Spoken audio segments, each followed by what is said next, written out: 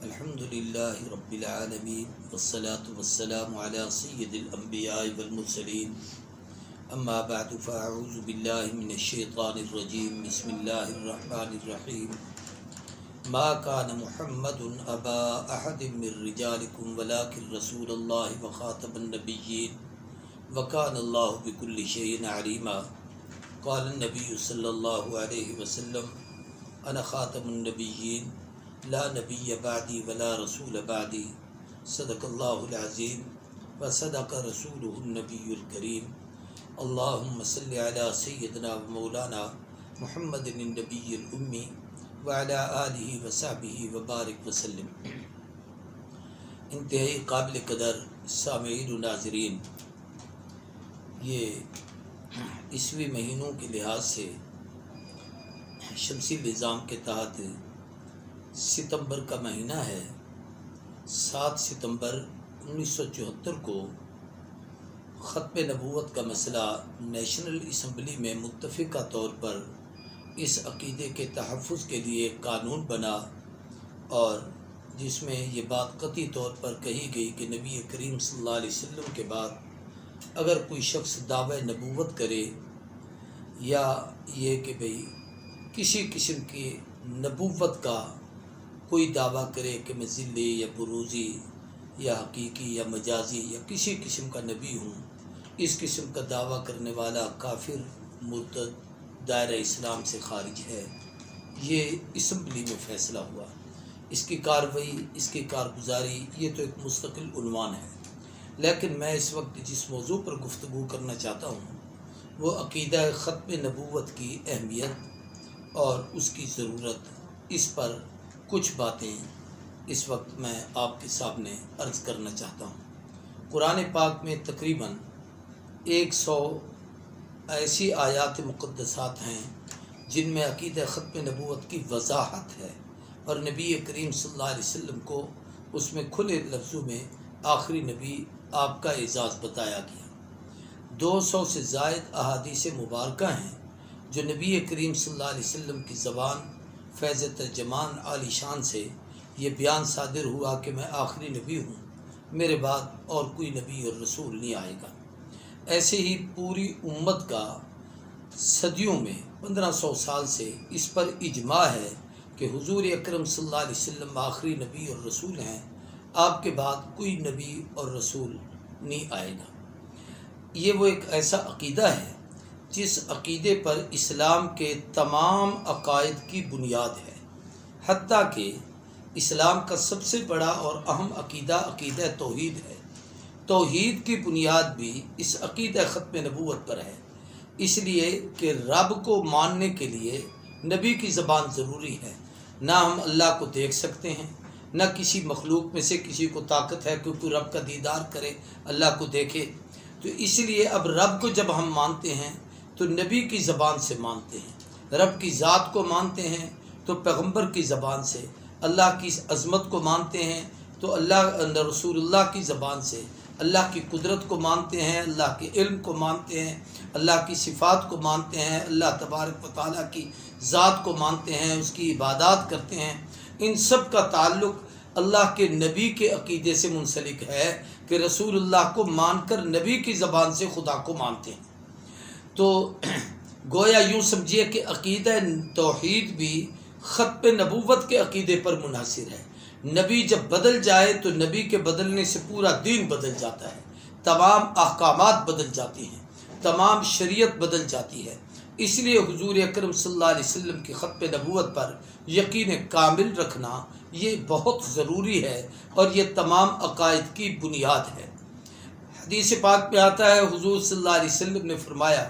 اول الانبیاء آدم آخرہم محمد۔ اللہ نے جیسے انسانیت کا سلسلہ شروع کیا، ایسے ہی انسانوں کے لیے ہدایت کے سلسلے میں انبیاء علیہ السلام کو مبعوث فرمایا۔ ان میں سب سے پہلے نبی حضرت آدم علیہ السلام تھے، اور آخری نبی سرور کونین امام الانبیاء حضرت محمد الرسول اللہ صلی اللہ علیہ وآلہ وسلم کی ذات گرامی ہے۔ آپ سب کے آخر میں تشریف لائے۔ جب آپ آخر میں آئے تو آپ کی ہر چیز آخر ہے۔ آخری نبی ہونے کا معنی یہ ہے کہ اللہ نے آپ کو آخری کتاب عطا فرمائی، آخری امت عطا فرمائی، آخری دین عطا فرمایا اور آپ کو آخری نبی بنا کر بھیجا۔ اور یہ کوئی اتفاقیہ بات نہیں کہ آپ آخر میں آئے، بلکہ قانون قدرت و فطرت ہے کہ اللہ کے محبوب کو سب کے آخر میں بھیجا گیا ہے،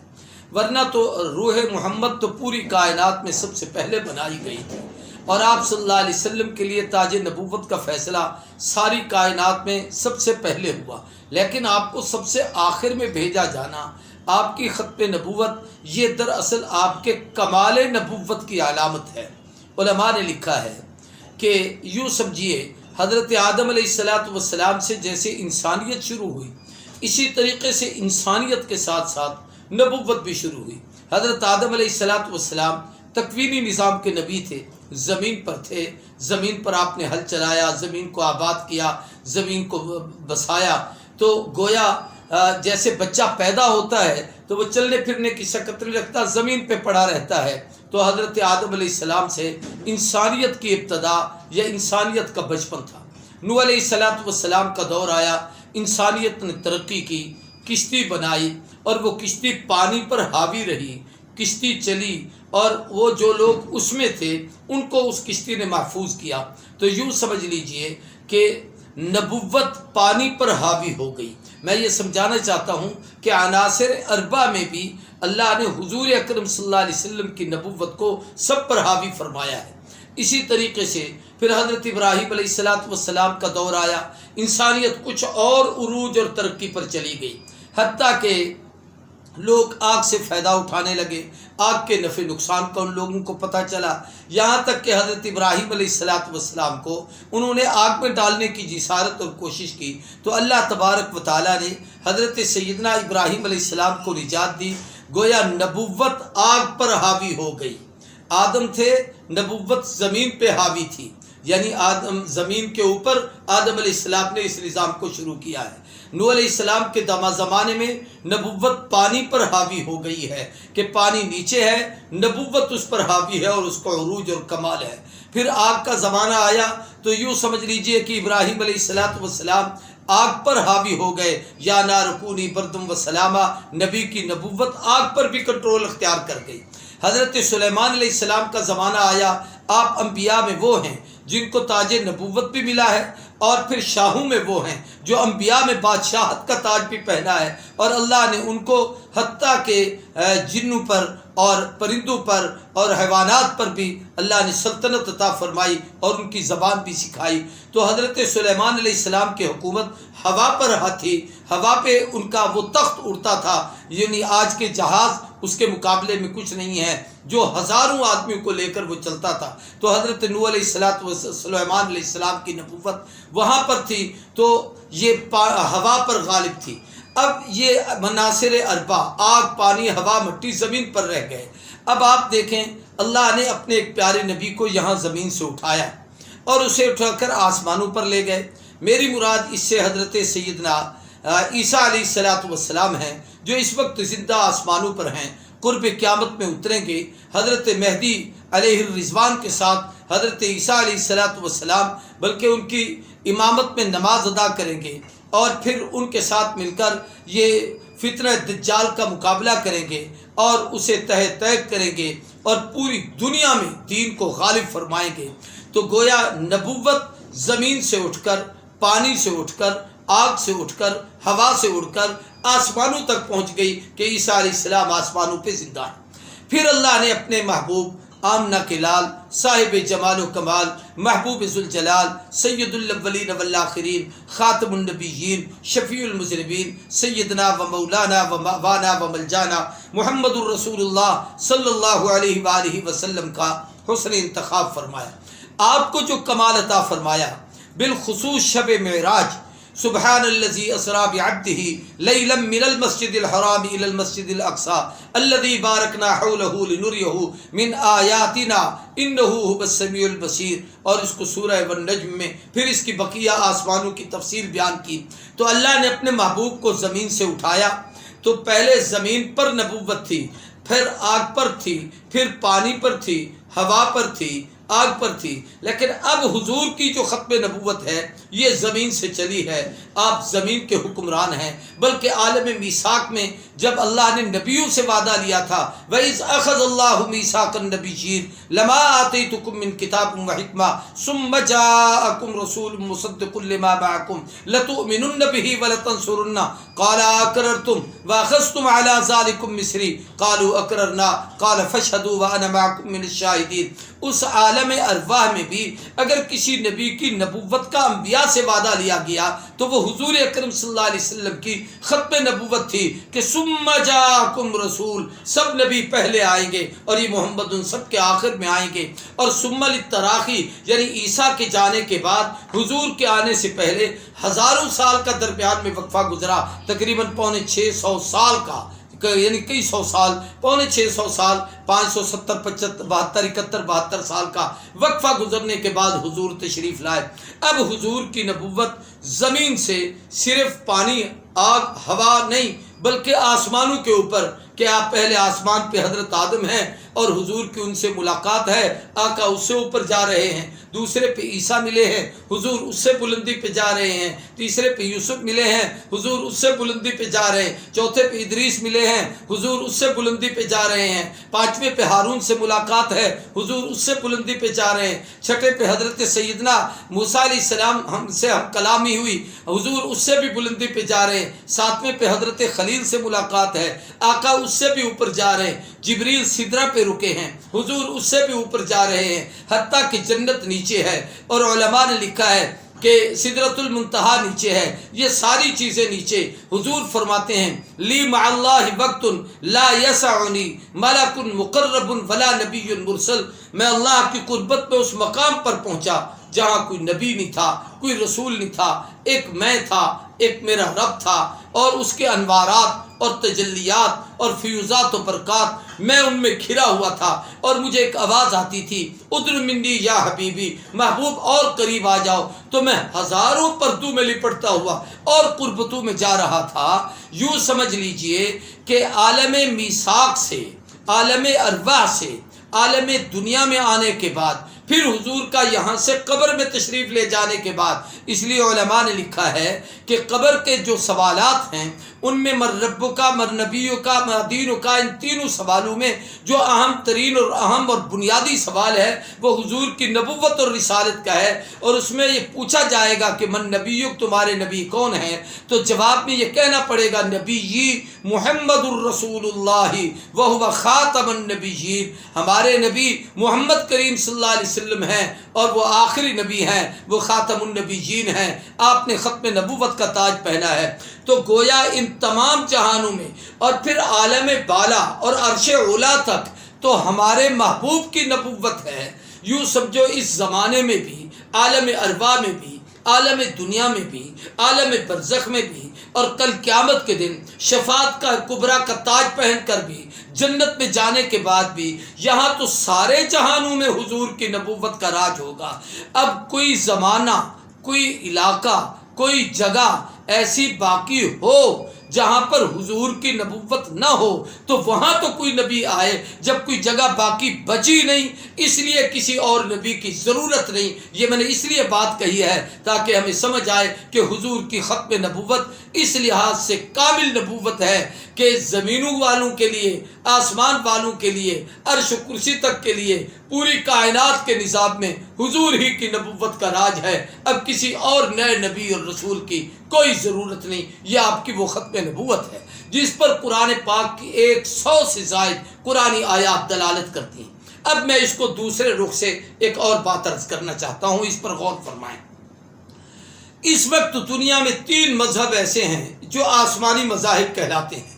یہودیوں کا، وہ اپنے آپ کو تورات کے احکامات کا مکلف سمجھتے ہیں اور ان کا دعویٰ ہے کہ ہمارے پاس اللہ کے نبی موسیٰ علیہ السلام کی کتاب ہے۔ عیسائی، ان کے پاس عیسیٰ علیہ السلام کی بائبل انجیل ہے، اور ہم مسلمان، ہمارے پاس قرآن کریم ہے۔ اب آپ اس بات کو ذرا تھوڑا سا اگر اس توجہ سے سمجھیں گے تو عقیدہ ختم نبوت بہت آسانی سے سمجھ آ سکتا ہے کہ حضرت موسیٰ علیہ السلام کے ماننے والے، موسیٰ نبی بھی برحق ہیں، ان کی کتاب بھی برحق ہے، اور وہ اپنے وقت پر آئے، اس وقت ان کی نبوت و رسالت کا راج تھا۔ یہودی ان کو نبی مانتے تھے۔ ان کے بعد جب عیسیٰ علیہ السلام آئے تو عیسائیوں نے حضرت موسیٰ کو بھی مانا اور ان کی کتاب کو بھی مانا اور عیسیٰ کو بھی مانا، ان کی کتاب کو بھی مانا، لیکن یہودی عیسائیوں کو اپنا بھائی بنانے کے لیے تیار نہیں ہے، ان کو اپنے ساتھ ملانے کے لیے تیار نہیں ہے۔ کیوں؟ اس لیے کہ عیسائی موسیٰ کے بعد کسی اور نبی کے آنے کے قائل ہیں، اور اس یہودی اس کے قائل نہیں کہ موسیٰ علیہ السلام کے بعد کوئی اور آیا۔ جب وہ اس کے قائل ہیں کہ موسیٰ کے بعد کسی کو قبول نہیں کرتے، تو عیسائی باوجود موسیٰ کو ماننے کے، عیسائی یہودی ان کو اپنا ساتھ رکھنا، اپنا بھائی بنانا، اپنے ساتھ شریک کرنا، وہ اس کے لیے تیار نہیں ہے، اس لیے کہ وہ عیسیٰ علیہ السلام کی کتاب کو مانتے ہیں اور ان کی نبوت اور رسالت کو مانتے ہیں۔ اسی طریقے سے عیسیٰ علیہ السلام کے بعد جو آسمانی کتاب والے رسول اور نبی، وہ ہمارے اور آپ کے آقا سیدنا محمد الرسول اللہ صلی اللہ علیہ وسلم، یہ آسمانی کتاب قرآن پاک جو اللہ کا مکمل اور غیر مبدل اور بغیر کسی ترمیم و تنسیخ سے جیسے اترا ویسے کا ویسے کلام ہمارے پاس محفوظ اور موجود ہے، یہ کتاب ہمارے پاس ہے۔ اب ہم مسلمان دیکھیں، موسیٰ علیہ السلام کو بھی مانتے ہیں، موسیٰ علیہ السلام کے ساتھ ان کی اترنے والی کتاب کو بھی مانتے ہیں، جناب عیسیٰ کو بھی مانتے ہیں، عیسیٰ پہ نازل ہونے والی کتاب کو بھی مانتے ہیں، اور ہم اپنے آخری نبی حضرت محمد الرسول اللہ صلی اللہ علیہ وسلم کو بھی مانتے ہیں، اور ان پہ اترنے والی آخری کتاب قرآن پاک کو بھی جب مانتے ہیں، تو ہم اس کے ماننے کے باوجود کہ ہم موسیٰ کو بھی مانتے ہیں، عیسیٰ علیہ السلام کو بھی مانتے ہیں، لیکن کوئی یہودی ہمیں اپنا بھائی بنانے کے لیے تیار نہیں، کوئی عیسائی ہمیں اپنا بھائی کہنے کے لیے تیار نہیں، اس لیے کہ وہ جانتے ہیں کہ ہم نے موسیٰ کے بعد اپنے محبوب محمد الرسول اللہ کا کلمہ پڑھا ہے۔ عیسائی سمجھتے ہیں ہم نے عیسیٰ کے بعد محمد کریم صلی اللہ علیہ وسلم کی نبوت کو مانا، جبکہ ہم ان نبیوں کی نبوت کو بھی مانتے ہیں اور انہیں اپنی جگہ پر نبی برحق اور ان کی کتابوں کو سچ اور حق سمجھتے ہیں، اگرچہ وہ ترمیم شدہ ہیں، لیکن جو اتری تھی وہ تو حق تھی۔ اب اپنے نبی کو اور اپنی کتاب کو مانتے ہیں تو وہ ہمیں اپنے ساتھ شریک کرنے کے لیے تیار نہیں، تو کیا مسلمان بے غیرت ہے کہ وہ اپنے بعد کوئی شخص حضور اکرم صلی اللہ علیہ وسلم کے بعد دعوی نبوت کرے، اور حضور اکرم صلی اللہ علیہ وسلم کے بعد کوئی آدمی یہ کہے کہ میں نبی ہوں، مجھ پر وحی آتی ہے، مجھ پر فرشتہ آتا ہے، میرے اوپر کتاب اتری ہے، میرے پاس احکامات ہیں، میں شریعت کی ترمیم و تنسیخ کا حق رکھتا ہوں، اور اس کو وہ یہ دعویٰ کرے اور ہم اس کو اپنا بھائی قبول کر لیں، تو یہ مسلمان بے غیرت نہیں ہے۔ یہودی میں اتنی غیرت ہے، وہ عیسائیوں کو اپنا بھائی بنانے کے لیے تیار نہیں، عیسائی میں اتنی غیرت ہے، وہ مسلمان کو اپنا بھائی کہنے کے لیے تیار نہیں۔ تو یاد رکھیے کہ ہم مسلمان اپنے محبوب کا کلمہ پڑھتے ہیں، حضور کے بعد ہم کسی کی نبوت اور رسالت کو قبول کرنے کے لیے اور ماننے کے لیے تیار نہیں، اور ہم اس کو مسلمان کہنے کے لیے بھی تیار نہیں ہیں۔ اس لیے کہ اب جب حضور اکرم صلی اللہ علیہ وسلم کی نبوت و رسالت کے بعد جب وہ کسی اور کو مانتا ہے، جیسے موسیٰ کے بعد عیسیٰ کو ماننے والوں نے عیسیٰ کے احکامات کو قبول کیا ہے، موسیٰ کو نبی تو مانا ہے لیکن احکامات عیسیٰ کے ہیں، ایسے عیسیٰ کے بعد ہم نے موسیٰ اور عیسیٰ کو نبی اور رسول تو مانا ہے لیکن احکامات حضور کے قبول کیے ہیں۔ تو حضور کے بعد اگر کسی نبی کا تصور کر لیا جائے اور اگر کوئی ماننے والا مان لے تو اس کا مطلب ہے وہ مانے گا تو اس کو ہمارا تو نام ہی صرف لے گا، اس لیے گویا اس نے ہمارے نام کو کیش کرنے کی کوشش کی ہے، اور اپنا نام، بے شک وہ ہمارے ساتھ نماز پڑھے، ہمارے ساتھ کلمہ پڑھے، ہمارے ساتھ زکوٰۃ دے، ہمارے ساتھ عبادات کرے، لیکن ہمارے آقا کے بعد کسی کو نبی مانتا ہے تو وہ قطعاً مسلمان نہیں ہو سکتا۔ بلکہ یہ فرق ہے عام کافروں میں اور ختم نبوت کے منکر کے کافر میں کہ وہ کافر اپنے آپ کو کافر سمجھتے ہیں کہ ہم مسلمان نہیں یہودی ہیں، سمجھتے ہم مسلمان نہیں عیسائی ہیں، سمجھتے ہم مسلمان نہیں ہم ہندو ہیں، سمجھتے ہم مسلمان نہیں ہم سکھ ہیں۔ لیکن ایک شخص حضور کی نبوت کا بھی انکار کرے، آپ کے قرآن کو بھی نہ مانے، آپ کی شریعت کا بھی انکار کرے اور یہ بھی کہے کہ میں مسلمان بھی ہوں، تو یہ سوائے ارتداد کے اور کوئی چیز نہیں ہو سکتی۔ اس لیے شریعت اس کی اجازت نہیں دیتی۔ ایسی ایک بات سمجھیے، ہر چیز کی ایک ابتدا بھی ہے، ایک اس کی انتہا بھی ہے۔ آدمی پیدا ہوتا ہے، اس کی ابتدا ہے، جب دنیا سے رخصت ہوتا ہے اس کی انتہا ہے، موت اس کو آ گئی، دنیا سے چلا گیا ہے۔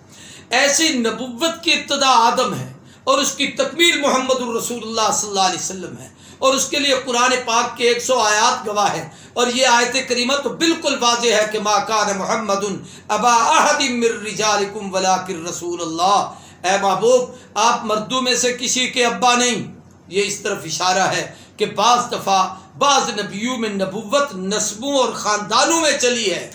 اس لیے یہ کہنا کہ نبی تو نہیں، نبوت کے منصب کے لوگ نبی کے خاندان میں آئیں گے، یہ بھی جائز نہیں ہے۔ یہ بھی حضور اکرم صلی اللہ علیہ وسلم کی نبوت کا حصہ ہے کہ آپ پر سب کچھ ختم، اس لیے اللہ نے آگے آپ کے نسب میں ما کان محمد ابا احد من رجالکم بیٹے دیے، بچپن میں لے لیے تاکہ کوئی یہ نہ کہہ سکے کہ اگر میرا باپ نبی ہے تو میں کیوں نہیں نبی ہو سکتا۔ تو فرمایا ابا احد من رجالکم ولکن رسول اللہ، آپ اللہ کے رسول ہیں، اور یہی وجہ ہے کہ آپ کے کلمے میں لا الہ الا اللہ محمد الرسول اللہ کا یہ لفظ آیا ہے، اور یہ کلمہ بھی حضور کے کمال رسالت کی علامت ہے۔ آپ تمام انبیاء علیہ الصلوۃ والسلام کے کلموں پر غور کریں۔ لا الہ الا اللہ آدم صفی اللہ، لا الہ الا اللہ نوح نجی اللہ، لا الہ الا اللہ ابراہیم خلیل اللہ، لا الہ الا اللہ موسیٰ کلیم اللہ، لا الہ الا اللہ داود خلیفۃ اللہ، لا الہ الا اللہ یوسف صدیق اللہ، لا الہ الا اللہ عیسیٰ روح اللہ۔ یہ تمام انبیاء علیہ الصلوۃ والسلام کے کلمے ہیں، لیکن کسی نبی کے کلمے میں اس کی رسالت کو بیان نہیں کیا گیا، اس لیے کہ حضور کی رسالت کاملہ اور تامہ ہے، اور آپ کی رسالت اصلی ہے۔ تمام انبیاء کی رسالتوں پر حضور کی رسالت کا پرتو اور عکس ہے، اور ان کی رسالتیں اپنے اپنے زمانے کے لیے تو کامل تھیں، قیامت تک کی انسانیت کے لیے کامل نہیں، اس لیے کسی نبی کے کلمے میں رسول کا لفظ نہیں۔ دوسرا ایک عجیب بات ہے جو علماء نے لکھی ہے، اور اس کو امام آلوسی نے بھی لکھا ہے کہ لا الہ الا اللہ، اس میں کوئی نقطے کا حرف نہیں، تو اللہ کے سوا کوئی الہ نہیں۔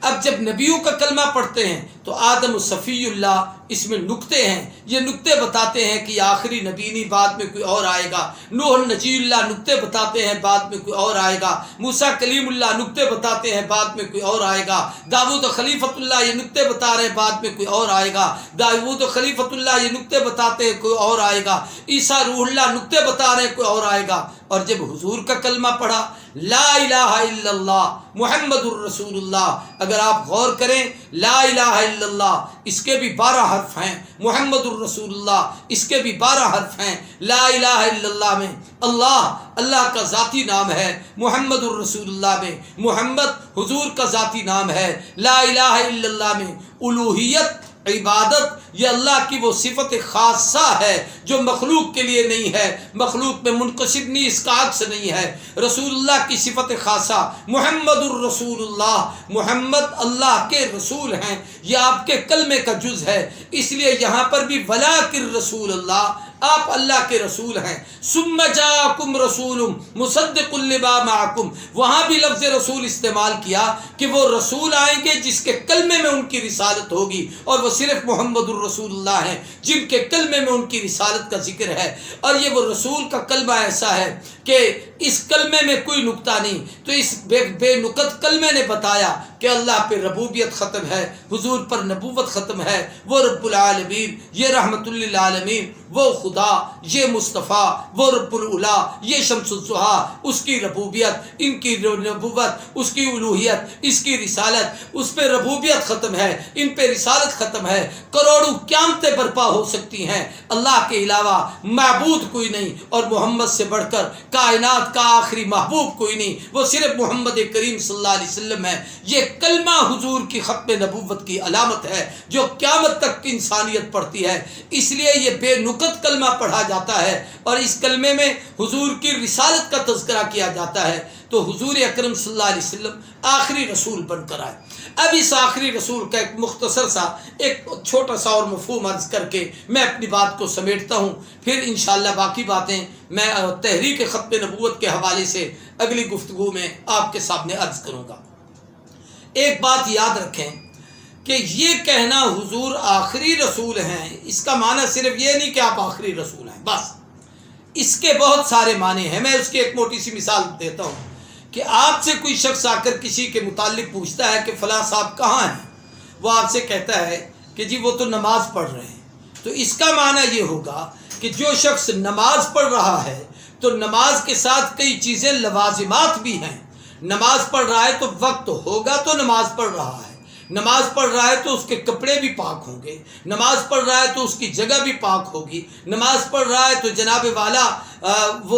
اس نے خود بھی پاک ہوگا، اس کا لباس بھی پاک ہوگا، نماز کا وقت بھی ہوگا، اس کا قبلے کی طرف رخ بھی ہوگا، تب تو وہ نماز پڑھ رہا ہے. اس کا معنی یہ نہیں ہے کہ وہ بے وضو نماز پڑھ رہا ہوگا. جب ہم یہ کہتے ہیں کہ حضور آخری رسول ہیں تو اب کچھ چیزیں سمجھنے کی ہیں. جب آپ رسول آخری ہیں تو آپ پر جو کتاب آئی یہ قرآن کریم یہ سب سے آخری کتاب ہے. اب اس کتاب کے بعد اور کوئی کتاب نہیں آئے گی. یہ کتاب ناسخ الملل والادیان، پہلے تمام دینوں کو منسوخ کر چکی، تمام ملتوں کو ختم کر چکی. اب قیامت تک رہتی دنیا تک انسانیت کی ہدایت کا سرچشمہ یہی قرآن مجید رہے گا. جب حضور آخری نبی ہیں تو اس کا دوسرا مفہوم آپ اب اسی کو آگے بڑھائیے. جب آپ آخری ہیں تو اس کا مطلب یہ ہے کہ آپ کا دین آخری دین ہے. اس دین اسلام کے ہوتے ہوئے نہ ہمیں یہودیت کی، نہ ہمیں مجوسیت کی، نہ ہمیں عیسائیت کی، نہ ہمیں جمہوریت کی، نہ ہمیں کمیونزم کی،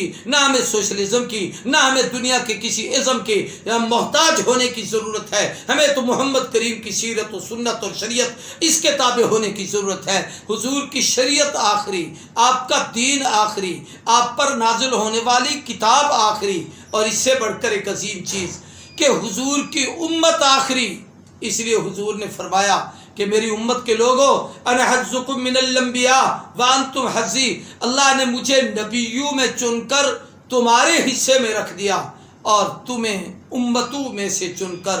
میرے حصے میں رکھ دیا. ہم سے کون بڑا خوش نصیب ہوگا کہ جس کے حصے میں آمنہ کے لال آئے، صاحب جمال و کمال آئے، محبوب ذوالجلال آئے، فخر الرسل آئے، ہادی سبل آئے، مولائے کل آئے، شاہ جمل آئے، ختم الرسل آئے، امام الاولین والآخرین آئے. اور اس قسمت پر کیا کم ناز ہے ہمیں کہ ہم حضور کے امتی ہیں. اللہ نے میرا آپ کا انتخاب کر کے حضور کے حصے میں رکھ دیا. کاش ہم اس قدر و قیمت کو پہچانیں کہ آقا کا مقام کیا ہے، آقا پہ اترنے والے دین کا مقام کیا ہے، آپ کی شریعت کا مقام کیا ہے، آپ کی کتاب کا مقام کیا ہے. ایسے ہی آپ کی جماعت نبیوں میں سب سے آخری نبی کی آخری جماعت ہے. جیسے حضور کو نبیوں پر فضیلت ہے، ایسے صحابہ کو تمام نبیوں کی تمام جماعتوں پر فضیلت ہے. ایسے ہی حضور کے اہل بیت کو، آپ کے اہل خانہ کو، آپ کے اعزاء اقربا کو،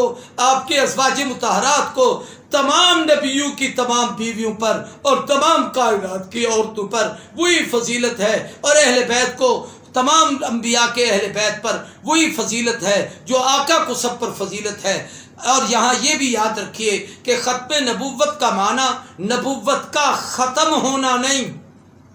کہ حضور کی نبوت ختم ہو گئی، نہیں، حضور کی نبوت قیامت تک رہے گی. ختم نبوت کا معنی کہ حضور آئے، پہلو کی نبوتوں کے خاتمے وہ ختم، اب نبوت حضور کی قیامت تک رہے گی. تو یہاں ختم نبوت کا معنی جو حضرت قاری محمد طیب رحمہ اللہ نے لکھا ہے وہ تکمیل نبوت لکھا ہے کہ آپ کی نبوت اتنی کامل نبوت ہے کہ آپ کے بعد کسی نبی کی ضرورت نہیں. اتنا کامل دین ہے، کسی اور دین کی ضرورت نہیں. ایسی کامل کتاب ہے، کسی اور کتاب کی ضرورت نہیں. ایسی کامل شریعت ہے، کسی شریعت کی ضرورت نہیں. ایسی کامل صحابہ کی جماعت ہے، کسی اور جماعت کی ضرورت نہیں. ایسے کامل اہل بیت ہیں، کسی اہل بیت کی ضرورت نہیں. ایسی کامل امت حضور کو ملی ہے کہ اس سے بہتر کامل امت کائنات کے اندر کسی نبی کے حصے میں نہیں آئی. یہ حضور اکرم صلی اللہ علیہ وآلہ وسلم کی ختم نبوت کا وہ اعجاز اور جو کمال ہے اللہ تبارک و تعالیٰ نے محبوب کو عطا فرمایا. ان میں سے ایک بڑی اہم بات وہ بھی بڑی عظیم ہے، اس کو بھی ذہن نشین رکھیے کہ حضور پر حضور کی ختم نبوت کا کامل ہونا یہ ہے کہ از آدم تا عیسیٰ جس نبی کی جو صفت اللہ نے جس کو جو کچھ عطا کیا تھا. اولاً تو میں یوں کہوں کہ سب پر حضور کی نبوت کا پرتو تھا. آدم علیہ السلام کی انابت، نوح کا ولولہ تبلیغ، ابراہیم کا جوش توحید، اسحاق کی رضا جوئی، یوسف کا حسن، لوط کی حکمت، دانیال کی محبت، زکریا کا وقار، یحییٰ کی پاک دامنی، موسیٰ علیہ السلام کے معجزات، عیسیٰ کے کمالات، از آدم تا عیسیٰ سارے نبیوں کی خوبیاں دراصل حضور کی نبوت کا پرتو اور عکس ہے۔ یا اگر یوں کہہ دیجئے کہ حسن یوسف دم عیسیٰ ید بیضا داری آنچ خوباں ہمہ دارند تو تنہا داری، ان نبیوں کی ایک ایک خوبی ساری جمع کر لی جائے اور اس سارے کو اکٹھا کر کے اس مجموعے کا کوئی نام تجویز کیا جائے کہ جس میں تورات کی صفات، انجیل کے کمالات، زبور کے واقعات، پہلے نبیوں کی خوبیاں اور تمام انبیاء پر اترنے والی آسمانی وحی کا نچوڑ، وہ سارا اس قرآن میں، اور یہ قرآن میرے محبوب کے سینے میں اور محبوب اللہ کی قربت میں، اور آخری رسول اور نبی جب بن گئے تو آپ پر یہ سب کچھ مکمل ہوا ہے،